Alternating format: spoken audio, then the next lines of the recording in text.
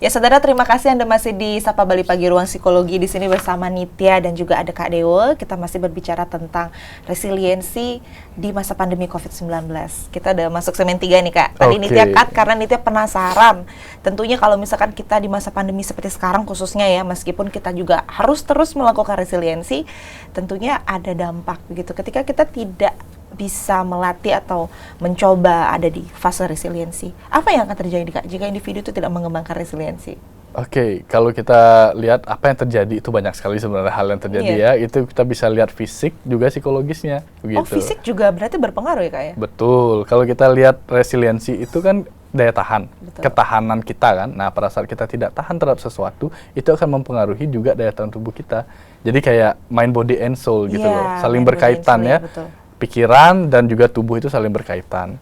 Jadi pada saat kita tidak bisa mengontrol pikiran kita, tidak resilient kita, maka akan berpengaruh terhadap kondisi tubuh kita. Betul. Jadi menurunnya imunitas, misalnya kayak kita sering merasakan sakit kepala, pusing ya seperti itu ya, atau tremor, kita gemeteran gitu sering karena mungkin kita cemas yang berlebihan, atau sakit perut mungkin, ya kram perut seperti itu ya. Sering itu. Sakit perut kalau udah deg-degan atau tegang atau nggak nyaman biasanya muncul sakit perut ya. Fisik-fisik itu tadi ya Kak ya. Iya, deg-degan. Nah itu simptom fisiknya. Kalau simptom fisik mungkin kita akan mudah mengidentifikasi ya Mbak ya. Jadi kalau fisik kita, oh ya saya kram perut saya sakit, oh saya kram perut, oh kepala saya sakit, saya sakit kepala, begitu ya, gampang ke dokter. Nah, bagaimana kalau sebenarnya nanti yang berdampak itu malah area psikologis kita nih, balik lagi ke psikologisnya gimana gitu.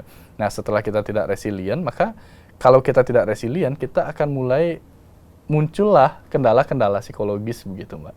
Jadi ada hal, mungkin saya mau pakai katanya kendala ya, agar tidak kalau gangguan psikologis itu terkesan sudah kompleks begitu ya, kalau gangguan gitu sudah parah. Jadi kita pakai kendala-kendala psikologis gitu, kendala-kendala psikologisnya. Dan itu kendala psikologis ini memang harus cepat ditangani juga sebenarnya begitu. Karena apabila kita tidak ditangani itu kayak bom waktu loh kendala psikologis itu. Jadi mungkin kita bisa hidup dengan hal kendala tersebut ya untuk beberapa waktu tanpa kita sadari mungkin, atau kita deny oh nggak ada apa-apa gitu. Padahal sebenarnya ada kendala, dan nanti akan jadi seperti bom waktu. Jadi pada saat udah penuh full ya, udah bebannya semakin berat begitu, nanti malah bisa jadi gangguan yang lebih serius begitu secara psikologis. Nah, apabila baru kendala nih, nah penting bagi kita untuk bisa gimana caranya mendeteksi Mbak. Iya.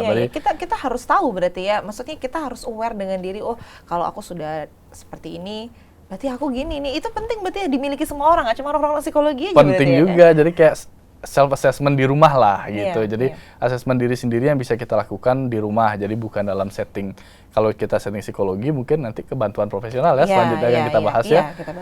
Nanti kalau untuk kita sendiri di rumah, kita juga bisa dengan cara mengidentifikasi diri kita dulu gitu. Apa saja kira-kira tanda, ciri-ciri kalau kita misalnya mengalami kendala psikologis, mungkin akibat dari tidak resilient tadi mungkin gitu. Apa yang bisa kita lihat di diri kita? Ini tips juga nih untuk saudara-saudara di rumah. Ya, mungkin kalau yang pertama itu kita kehilangan kesukaan atau kita kehilangan passion minat, kita kehilangan minat terhadap hal yang dulu kita sukai. Ya, baik. Ya, itu misalnya itu udah mulai berarti ada kendala psikologis nih. Kalian dulunya suka nyanyi, terus dapat tekanan atau dapat masalah gitu ya, tidak resilient ya. Terus habis itu merasa bahwa kok nggak happy ya, setelah nyanyi saya nggak happy gitu. Tetap saya tidak happy dengan setelah saya melakukan hobi saya, itu saya tidak happy gitu. Ya, itu berarti salah satu tanda bahwa ada kendala dalam psikologis gitu. Jadi kalau dulu happy banget, stres dikit, katarsis, karaoke, happy udah. Happy.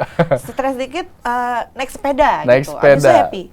Berarti ketika sekarang kita melakukan hobi atau yang kita sukai dulu, ternyata tidak merubah apa-apa, itu berarti sudah ada kendala. Itu sudah mulai ada kendala. Itu mudah sekali sebenarnya. Semua pasti punya hobi kan, hobi masak gitu. Jadi biasanya setelah kita hobi itu kan mengalir dengan waktu seiring waktu. Jadi sometimes kita tidak merasa waktunya udah habis nih, padahal kita baru main hobi kita gitu.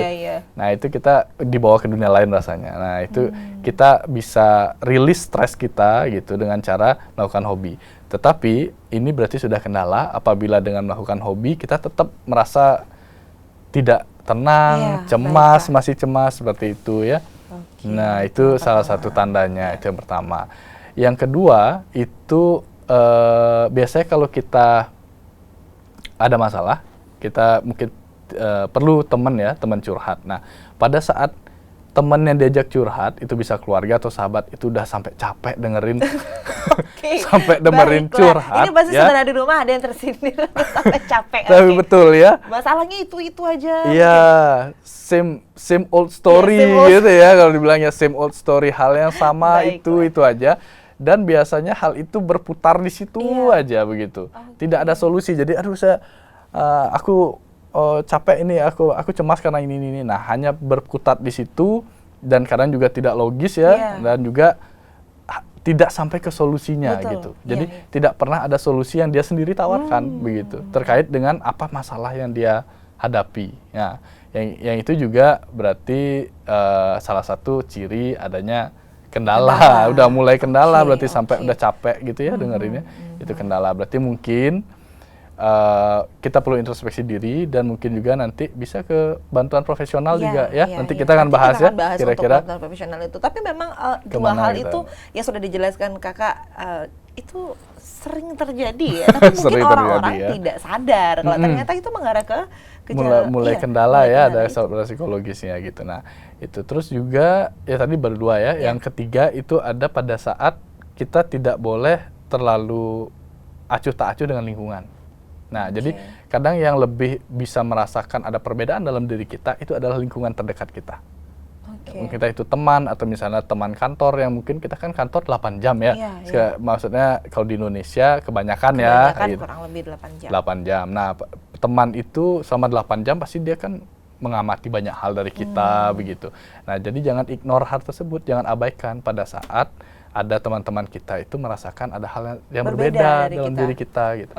Kamu kok beda ya hari ini gitu, maksudnya kamu kok, aku rasa kamu sekarang lebih cepat emosi gitu misalnya ya.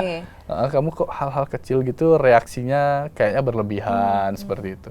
Sensitif banget sih hari ini ya. Itu Gitu. paling sering tuh. Pasti lagi sensi ya gitu. Lagi sensi ya. Jadi itu nggak bisa diabaikan juga ternyata nggak bisa diabaikan. Tapi kita juga harus lihat kalau biasanya kalau perempuan kan dalam periode-periode tertentu akan lebih sensitif gitu ya. Tapi itu kita juga harus bisa lihat. Tapi kalau kitanya sensitif tanpa hal yang jelas begitu ya, kayak mood swing cepat sekali berubah seperti itu, dan itu dikatakan oleh lebih dari satu orang begitu, nah itu berarti warning tuh gitu. Berarti ada ada sesuatu yang berbeda nih dalam diri saya gitu.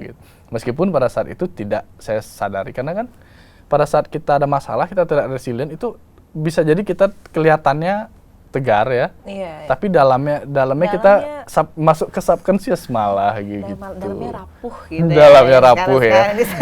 Kalau zaman sekarang bilangnya dalamnya rapuh. Iya. Di luarnya kuat gitu. Oke. 3 itu tadi Kak? 3 itu tadi iya. Jadi kira-kira itu yang bisa mungkin jadi ini ya. Maksudnya kita kenali diri kita dengan cara seperti mungkin Mbak Nita juga kita juga pernah merasakan hal tersebut, tapi kita biarkan saja ya. Langsung mulai mengingat-ingat, oh pernah kayaknya begitu. Nah, mungkin saudara-saudara rumah juga. Tapi memang 3 hal itu simple, biasa terjadi, tapi ternyata itu juga menjadi hal yang harus kita perhatikan ya. Iya. Dan apalagi juga ini Mbak, dan juga pada saat kita mengalami stres yang signifikan.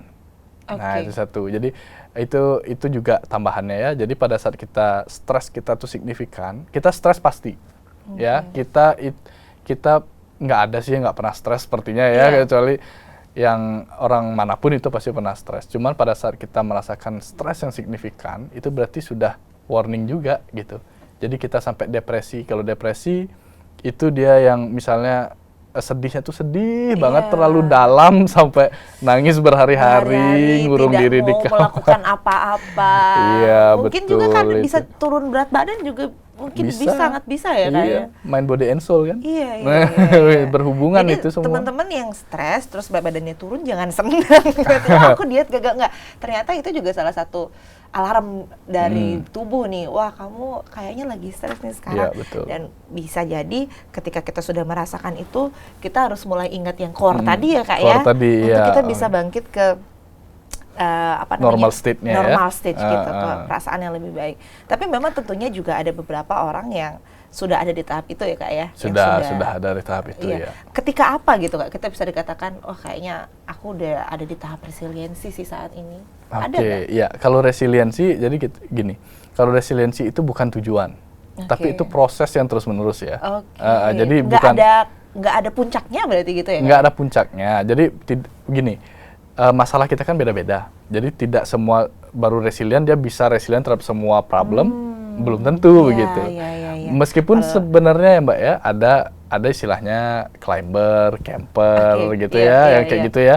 Jadi ada yang sudah settle gitu secara resilient, maksudnya dia lebih sudah ngerti lah triknya, gitu caranya, sehingga dia pada saat ada problem, ada masalah atau tekanan itu dia akan menerapkan trik tersebut gitu, cepat dia menerapkannya sehingga lebih resilient. Tapi bagi mereka yang mungkin climber masih sedang mendaki seperti itu ya, climber istilahnya, jadi mereka masih sedang proses adjust diri mereka dulu gitu, mungkin masih belum sampai ke tahap tersebut. Cuman intinya bahwa resiliensi itulah sebuah proses, dan kita berproses ya dengan apa masalah seperti ini, misalnya pandemi ini kan masalahnya baru Mbak. Iya. Betul. Jadi resiliensi kita pasti ditantang ini. Setiap orang resiliensinya pasti ditantang dengan pandemi ini gitu. Belum lagi masalah yang lain yang sebelum pandemi sudah ada. Akumulasi ya jadinya ya. Iya seperti itu. Jadi berarti memang ketika secara nggak langsung kita bisa bilang ketika kita sudah mulai bisa menyadari, oh ini memang masalah yang harus aku hadapi, itu bisa dibilang kita sedang ada dalam proses resiliensi ya. Latihan terus dan sebuah proses. Iya, karena itu ini bahasanya bijak sekali ya Kak Dewa ya. Resiliensi adalah sebuah, tapi ternyata setuju sih, karena kita kan nggak pernah tahu ketika kita sudah, misalkan kita ada masalah A nih, terus kita sudah selesai, kita nggak tahu ada masalah lagi. Iya, lagi betul. Tadi hidup ini penuh dengan masalah, saudara. Tapi enggak ya, masalah itu membuat kita tumbuh. Betul, gitu, ya. Itu seharusnya seperti itu, ya, bukan buat kita terpuruk ya. Betul, dan ya jangan sampai masalah itu membuat fisik kita juga semakin terpengaruh ya, jadi down. Nita juga penasaran nih Kak, kan tadi sudah dijelaskan juga kapan sih kita harus menemui profesional gitu. Nah, tapi kita bahas selain satu ini ya Kak ya. Untuk pemirsa di rumah juga sekalian tipsnya. Saudara, kita masih akan membahas tentang resiliensi di masa pandemi COVID-19, tapi setelah segmen yang satu ini, untuk kita jangan kemana-mana, tetap di Sapa Bali Pagi, Ruang Psikologi.